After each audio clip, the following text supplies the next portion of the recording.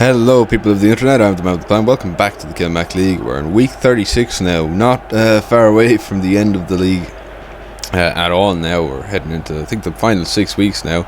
And Greenway Rovers and St. Declan's Athletic kicked off a fairly inconsequential game. Neither of these teams have any chance to win the league. They're both mathematically out of it. It's just playing for pride at this point. Greenway Rovers using, perhaps using, I suppose, past glories to fuel them. They pushed on and really blew St. Declan's away in this game. The first half with Raoul and Blibnov scoring was really an indicator. They took their foot off the pedal a little bit in the second half, and the break managed to get in for a consolation goal for the home side. But then looking for a last minute equaliser, they broke forward again and somehow they got it through Hidetoshi Nakata. It was really out of nothing. I remember seeing this and being quite surprised. But yeah, it sort of sums up how the season has been for Greenway Rovers. They've really fallen off more than any team so far I can remember from last season. I know there was less teams and all that, but still they've been very disappointing. And not a great season. I mean, at least for St. Declan's, they are pretty much where they're at. You know, that's all you can say about it. Anyway, but that was full time and 2-2. I suppose entertaining at least, and a valiant comeback from the home side, but not much aside from that.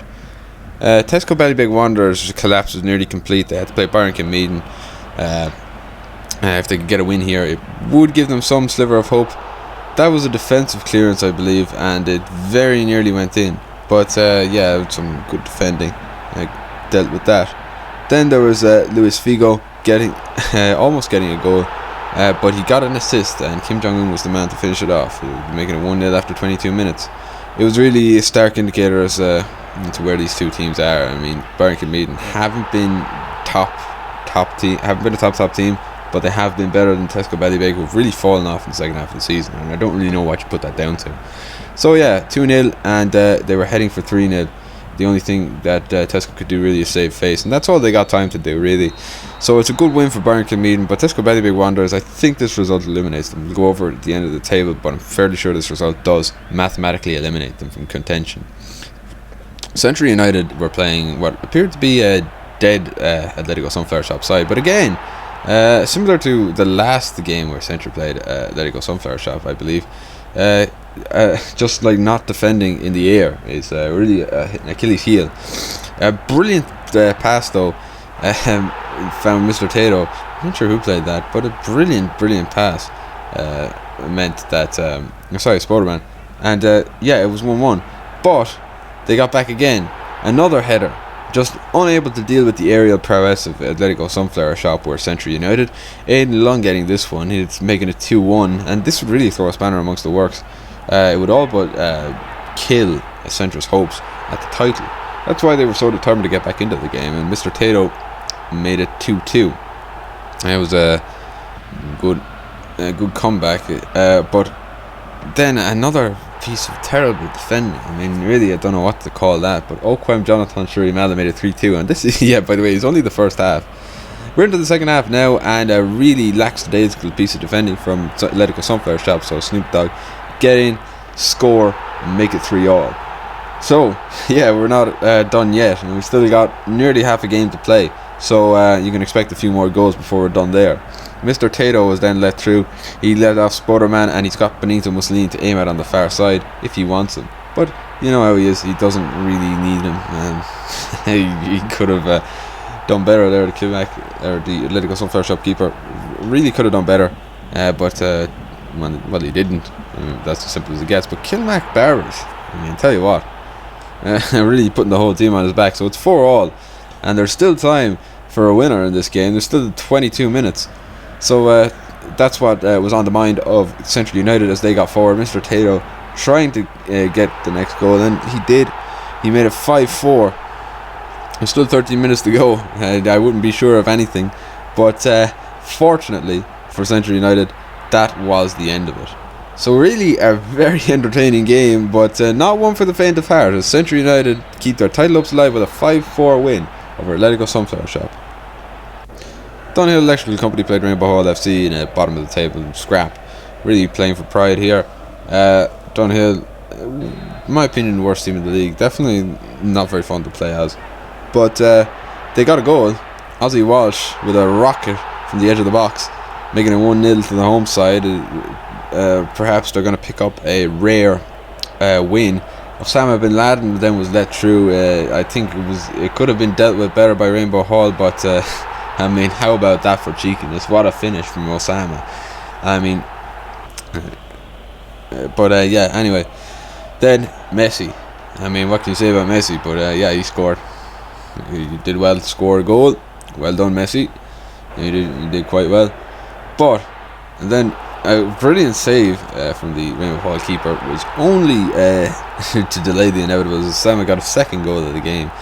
Rainbow Hall are going to lose to Dunhill, and that's quite a feat. Mary Dunbar there got or Mega Mary Dunbar, I should say, got the cherry on top for Rainbow Hall FC.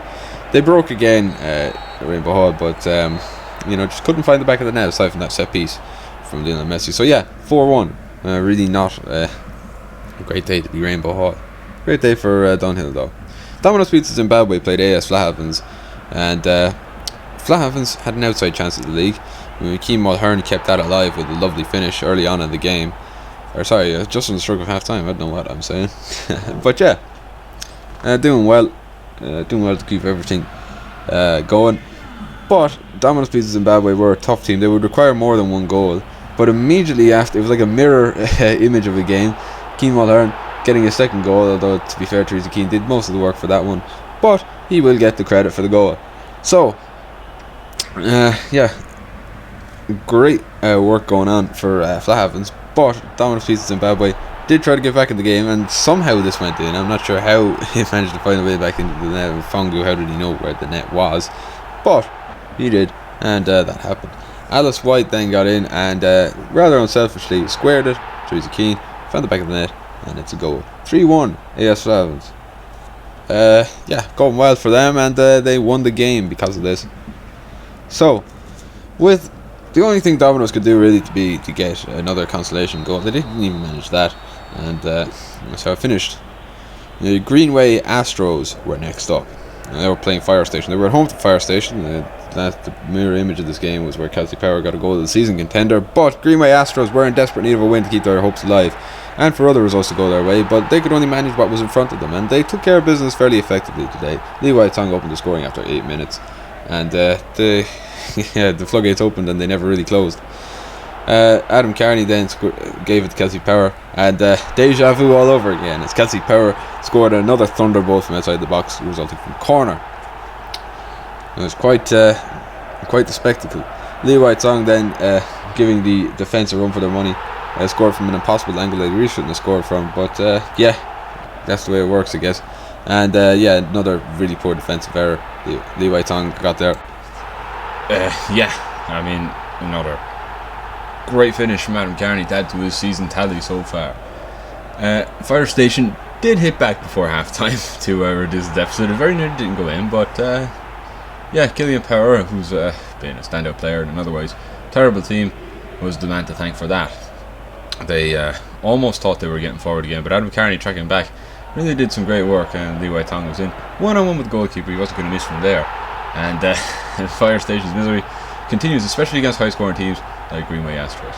They really didn't have a chance. Wayne Rooney squared it for Zach Elbazetti to Adam Carney, who only had the empty net to tap into, making it 6-1. And there's still 20 minutes to play. Greenway Astros obviously feel they can get the goal difference up, and Adam Carney would top his hat-trick with this finish, making it 7-1 with 86 minutes gone on the clock, and then he'd get a fourth, making it fairly convincing 8-1 demolition of Fire Station by the Greenway Astros. So yeah, not a great day at the office for the Astros, but well, I suppose you think you can't win them all. Astros case and Fire Station's case, you can't win most of them.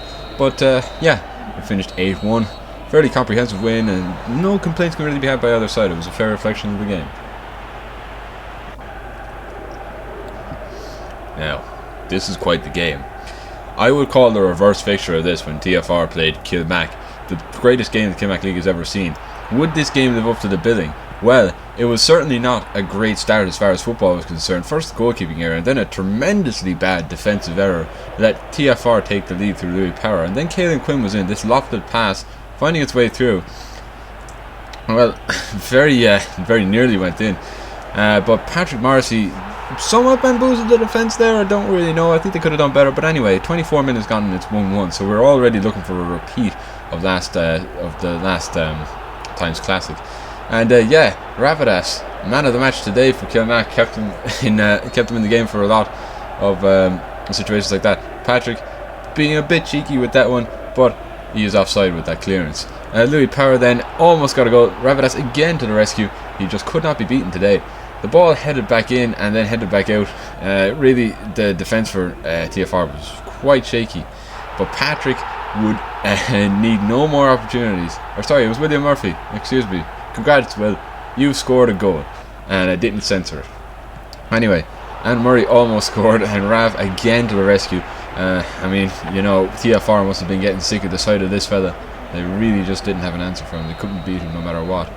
And then Room 55 Fishy swung it in again. And finally, they found a way through. And it's Louis Power again. 82 minutes gone. Setting up a grandstand finish, perhaps, you might think. And that's exactly what was on the cards. Abedi Pele, he had an open goal there. Still a tight angle to finish from.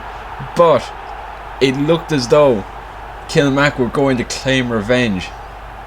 It looked as though Kilmac were going to claim revenge on Route 55 for the cruel ending to last half season's fixture. But Anthony O'Keefe, the most unlikely of sources, Anthony O'Keefe was the man who came up with the equaliser for TFR. A fantastic way to finish the game, and they managed to steal a point at Curabaha Park. Really, another game for the ages, I have to say. Not quite on the level of last year's. Not quite on the level of the reverse fixture, but still a fairly entertaining fixture nonetheless. And that's what we come to expect between these two very good sides. Portlaw United and Kildisco were next. And look, I've said what needs to be said really about these teams often enough. Portlaw were putting together a decent end to the season, I should say.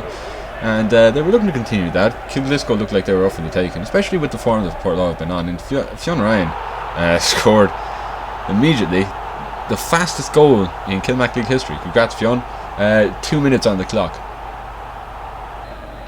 And that's at the tone for the game. You scored that early on, you want to continue on it. Amy Power, goal of the season contender. I mean, I would nearly give that goal of the season myself. That's it's pretty spectacular. The dip on it and everything. I mean, wow, it's a fantastic finish. I mean, you talk about sometimes a goalkeeper could have done more. I don't think there was anything the goalkeeper could have done about that. That's a fantastic finish. I mean, I really don't know how you catch the ball so cleanly like that. But yeah, it's fantastic, and it's outside of the boot and everything. I mean, DJ Tyrone wasn't even able to react in time. And another corner would give another goal for Portlaw. It was this time Nathan Cleary Osbury who made it 3-0. Really. The great win for Portlaw. Sean Power, of course, the talisman, getting on the score sheet. Not really much to be said there. This really not a great day for DJ Tyrone. 5-0. Portlaw, I suppose, really trying to put a nice finish to this season. Who can blame them? I mean, what else can you do? I don't really know what's going on here. That's sort of some sort of freaking disco. And Warren Cleary won't be complaining, I guess. Anyway, as if that wasn't enough, though it was, they broke forward again. And could have been 7, but I mean, don't want to rub it in too much. That's Cormac Dynamos and John Walters FC. A game again, one mid-table team, one bottom of the table team. But North Cormac have been a bit more consistent all season than Portlaw. And there's not the second half jump in the season. That was interesting. Passionary scored there with John Kiley. Almost scored there, but a good save. And then giving it away to JJ Kocha. He plays in Richie Power. Richie Power bangs back in the net. Well done, Richie. So, this sort of sums it up really for John Walters FC. I don't know what I was thinking when I made a team with 11 players. All I call John Walters on it, and a further 15 John Walters on the bench. But yeah, I guess this is the result you get. Anyway, I have another plan. Thank you for watching my videos. If you like this video, like and subscribe, and be sure to stay tuned for all Kilmac League related content. Until next time guys, I'll see you then, so take care.